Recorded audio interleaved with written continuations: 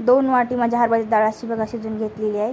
आता त्याला मिक्सरमधून काढून घेते. तुम्ही पुरणाच्या चाळणीमध्ये पण काढू शकता, अशी बारीक काढायची, नंतर त्याच्यामध्ये काय राहिलं तर पुरणपोळी चांगली होत नाही.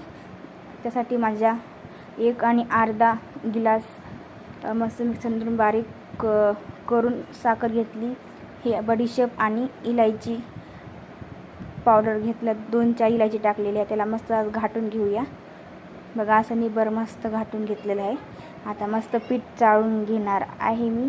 पीठ चाळून घेऊन मीठ टाकायचं, हळद टाकायची. मस्त पुरणपोळीला मस्त पिवळी दिसते पुरणपोळी. तेल टाकायचं. तेल टाकून याला मिक्स करून घेऊन मस्त याला उंडा मळून घ्यायचा. पाणी टाकून याला मस्त उंडा मळून घेऊया.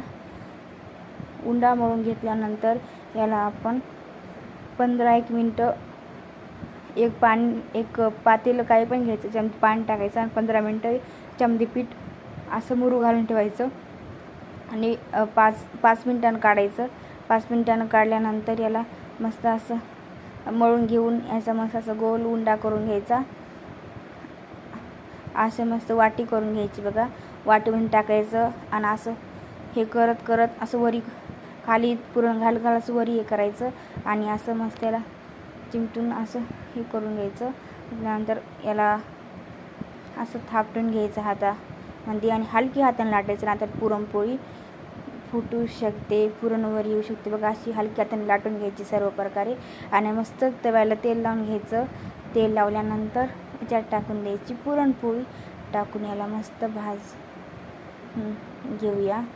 तेल टाकायचं, म्हणजे जास्त तेल लावायचं. मस्त खमंग भाजते, छान लागते बघा. असं तेल टाकायचं बघा, लावून घ्यायचं बघा. किती मस्त कुरकुरीत भाजलेली आहे आपली पुरणपोळी. किती मस्त दिसत आहे, फुगलेली पण आयटम. व्हिडिओ आवडला